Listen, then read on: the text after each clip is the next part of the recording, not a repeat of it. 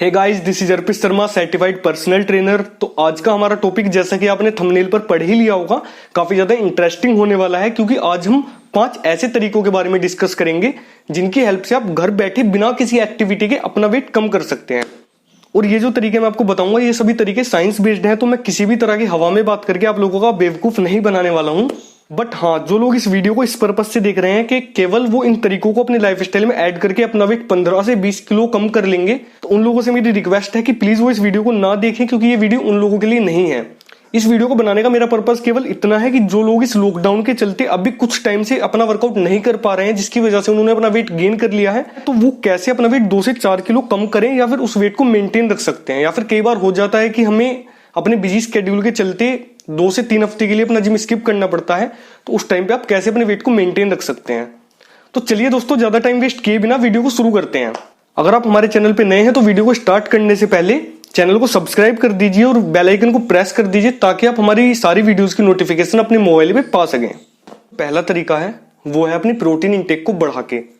देखिए, आप में से शायद ज्यादातर लोगों को ये बात पता होगी कि जो हमारी बॉडी को एनर्जी मिलती है, यानी कि जो हमारी बॉडी को कैलोरीज मिलती हैं, वो कैलोरीज हमारी बॉडी को फूड के थ्रू मिलती है। यानी कि जो भी हम फूड कंज्यूम करते हैं उससे बॉडी को कैलोरीज मिलती हैं, जिन्हें कि हम एज अ फ्यूल बॉडी में यूज करते हैं। शायद आप में से कुछ लोगों को ये बात ना पता हो कि जो फूड हम कंज्यूम करते हैं उसे डाइजेस्ट करने में भी कुछ कैलोरीज बर्न हो जाती हैं। फॉर एग्जाम्पल, अगर आप फूड के थ्रू 100 कैलोरीज कंज्यूम करते हैं जो कि आपकी फैट से आ रही हैं, यानी कि आपने कुछ फैटी फूड खाया है जिससे कि आपको 100 कैलोरीज मिल रही हैं, उस फूड को यानी कि उस फैट को ब्रेक डाउन करने में आपकी 5 to 15% कैलोरीज बर्न हो जाएंगी। यानी कि उन 100 कैलोरीज को बर्न करने में आपकी 5 से 15 कैलोरीज तक बर्न हो जाएंगी। इसे हम थर्मिक इफेक्ट ऑफ फूड बोलते हैं। तो यूजुअली फैट में और कार्बोहाइड्रेट में जो थर्मिक इफेक्ट ऑफ फूड होता है वो बहुत कम होता है अगर हम उसे कंपेयर करें प्रोटीन से। मतलब ये कि अगर हम उन्हीं 100 कैलोरीज की बात करें जो कि हमने अभी फैट से ली थी, अगर हम वो 100 कैलोरीज प्रोटीन के थ्रू लेते हैं, तो उस प्रोटीन को डाइजेस्ट करके ब्रेक डाउन करने में 20% से 35% तक कैलोरीज आपकी बर्न हो जाएंगी। यानी कि कैलोरीज हमारी 100 ही रहेंगी, बट उन्हें डाइजेस्ट करने में हमारी 20 से 35 किलो कैलोरीज तक बर्न हो जाएंगी। कहने का मतलब यह है कि प्रोटीन इंटेक से आपकी 400 किलो कैलोरीज आती हैं, तो उसे डाइजेस्ट करने में उसका अगर हम एवरेज एक 25% भी माने, तो 25% के हिसाब से भी 100 कैलोरीज हमारी उस फूड को डाइजेस्ट करने में ही बर्न हो जाएंगी। इसकी वजह से क्या होगा कि जो हमारा कैलोरीज एक्सपेंडिचर है, यानी कि जितनी कैलोरीज हम पूरे दिन में बर्न कर रहे हैं, उसका रेशियो हमारा बढ़ जाएगा, जो कि हमारे वेट लॉस को प्रमोट करेगा। यहीं आपको एक फैक्ट और मैं बता दूं कि कुछ फूड्स हमारे ऐसे होते हैं जिनका जो थर्मिक इफेक्ट है वो नेगेटिव होता है, यानी कि उतनी कैलोरीज हमारी बॉडी को उनसे मिलती नहीं है जितना कि उन्हें डाइजेस्ट करने में हमारी बर्न हो जाती हैं। जैसे कि ग्रेप फ्रूट यानी कि अजवाइन, ये दोनों ऐसे फूड हैं जो कि नेगेटिव थर्मिक इफेक्ट शो करते हैं। तो प्रोटीन इंटेक के साथ साथ आप इन्हें भी अपनी डाइट में ऐड कर सकते हैं। नेक्स्ट तरीका हमारे यहाँ पर है हमारी डाइट में रेड चिली या फिर ग्रीन चिली ऐड करना। देखिए, हमारी बॉडी में एक रिसेप्टर या फिर सेंसर होता है जिसे हम TRPV1 बोलते हैं। इसका काम होता है हमारी बॉडी के टेम्परेचर को डिटेक्ट करना, यानी कि हमारी बॉडी का टेम्परेचर बढ़ा हुआ तो नहीं है। तो जब भी हम रेड चिली या फिर ग्रीन चिली या कोई भी स्पाइसी चीज खाते हैं, तो इन सब में एक तरह का एक पदार्थ मौजूद होता है जिसे हम कैप्सिकन बोलते हैं। तो जब ये कैप्सिकन हमारे रिसेप्टर TRPV1 के कांटेक्ट में आता है, तो एक रिएक्शन होती है जिससे हमारी बॉडी में बर्निंग सेंसेशन फील होने लगता है, यानी कि हमें मिर्च लगने लगती है। और जो हमारा TRPV1 रिसेप्टर है वो एक्टिवेट हो जाता है और बॉडी को सिग्नल भेजता है कि बॉडी का टेम्परेचर बढ़ गया है। इसलिए आपने देखा होगा कि जब हम ज्यादा कुछ स्पाइसी चीजें खा लेते हैं तो हमारी बॉडी से पसीना निकलने लगता है और हमारी नाक और हमारी आंखों से पानी बहने लगता है। ये बॉडी का एक बेसिक प्रोसेस है टेम्परेचर को मेंटेन करके रखने का। काफी सारी स्टडीज में पाया गया है कि ये जो TRPV1 रिसेप्टर है, जब ये एक्टिवेट होता है तो ये हमारे बैट यानी कि ब्राउन एडिपोज टिश्यूज को एक्टिवेट कर देता है, जो कि लिपोलाइसिस में हेल्प करते हैं। लिपोलाइसिस यानी कि हमारी बॉडी में जो फैट सेल्स हैं उन्हें एनर्जी में कन्वर्ट करके उनसे ATP रिलीज करना। तो इस तरह से जब हम अपनी डाइट में स्पाइसी फूड ऐड कर लेते हैं तो हमारी बॉडी में लिपोलाइसिस यानी कि फैट लॉस होने लगता है। अपनी डाइट से इनफ आयोडीन लेकर भी आप अपने वेट को जल्दी लॉस कर सकते हैं। वो इसलिए क्योंकि आपको पता होगा कि हमारे जो thyroid hormone specially T3 and T4 हैं, वो हमारे मेटाबॉलिज्म को रेगुलेट करते हैं, यानी कि हमारे मेटाबॉलिक रेट को बढ़ाते हैं। अगर आपको नहीं पता है कि resting metabolic rate, thyroid, T3 and T4 hormones ये सब क्या है, तो इसके ऊपर मैंने एक डिटेल में वीडियो बनाई हुई है, जिसका लिंक मैं आपको वीडियो के एंड में दे दूंगा, आप उसे देख सकते हैं। तो बेसिकली जो ये T3 एंड T4 हार्मोन्स हैं ये आयोडीन से ही मिलकर बने हैं। T3 में आयोडीन के 3 आयंस होते हैं तो T4 में आयोडीन के 4 आयंस होते हैं। अगर आपकी बॉडी में आयोडीन इनफ होगा तो ये हार्मोन्स अच्छे से बॉडी में बन पाएंगे और हमारा रेस्टिंग मेटाबॉलिक रेट बढ़ा हुआ रहेगा, और जितना हमारा रेस्टिंग मेटाबॉलिक रेट हाई होगा उतना ही जल्दी हमारा फैट लॉस होगा। तो आयोडीन की क्वांटिटी को बढ़ाने के लिए आपको कुछ नहीं करना, सिर्फ सिंपल सोल्ट की जगह आपको आयोडाइज्ड सोल्ट यूज करना है और आपकी बॉडी में आयोडीन की मात्रा उसी से पूरी हो जाएगी। इसी के साथ में जो हमारा T3 हार्मोन है उसके बनने में सिलीनियम मिनरल भी हेल्प करता है।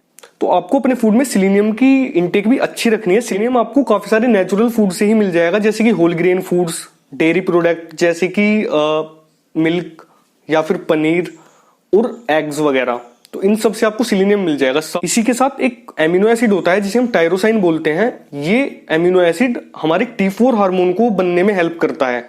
इसके लिए आपको कुछ नहीं करना, केवल अपनी डाइट में प्रोटीन इंटेक को हाई रखना है और उस प्रोटीन से ही आपको ये एमिनो एसिड इजीली मिल जाएगा। तो आपको अपनी डाइट में iodine and selenium mineral add करना है ताकि आपकी जो थायराइड हार्मोन है वो अच्छे से अपना वर्क कर सके और आपका रेस्टिंग मेटाबॉलिक रेट हाई रहे और आप ज्यादा से ज्यादा फैट लॉस कर सकें। फोर्थ पॉइंट यहां पर है अपनी डाइट में वाटर इंटेक बढ़ा के।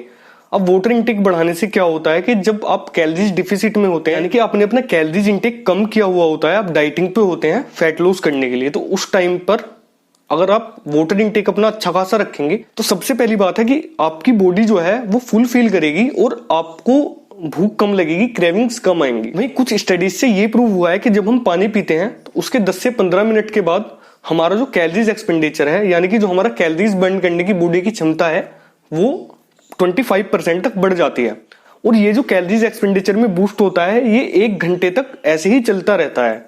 तो ये भी एक बहुत इंपॉर्टेंट पॉइंट है जो कि हमारी फैट लॉस में हेल्प करता है। वहीं अगर हमारी बॉडी में वाटर इंटेक अच्छा होगा तो हमारी बॉडी डिहाइड्रेट नहीं होगी और साथ में हमारी बॉडी डिटॉक्स भी होती रहेगी। जो हमारा नेक्स्ट तरीका है वो है हमारे मसल मास को मेंटेन करके। अब देखिए, मसल मास को मेंटेन करने का या फिर मसल मास को गेन करने का क्या बेनिफिट हमारी बॉडी को मिलता है उसे समझिएगा। जो हमारी बॉडी में मेन फ्यूल होता है वो होता है हमारा ग्लूकोज। जब हमारी बॉडी को ग्लूकोज की नीड नहीं होती या फिर उसके पास जरूरत से ज्यादा ग्लूकोज होता है तो हमारी बॉडी 2 तरह से उस ग्लूकोज को स्टोर करती है। जो पहला तरीका है वो ये है कि उस ग्लूकोज को ग्लाइकोजन में कन्वर्ट करके हमारे लीवर या फिर हमारी मसल्स में स्टोर कर लेती है। और जो सेकंड तरीका है वो ये है कि उस ग्लूकोज को एडिपोज टिश्यू में कन्वर्ट करके एज अ फैट हमारी बॉडी स्टोर कर लेती है।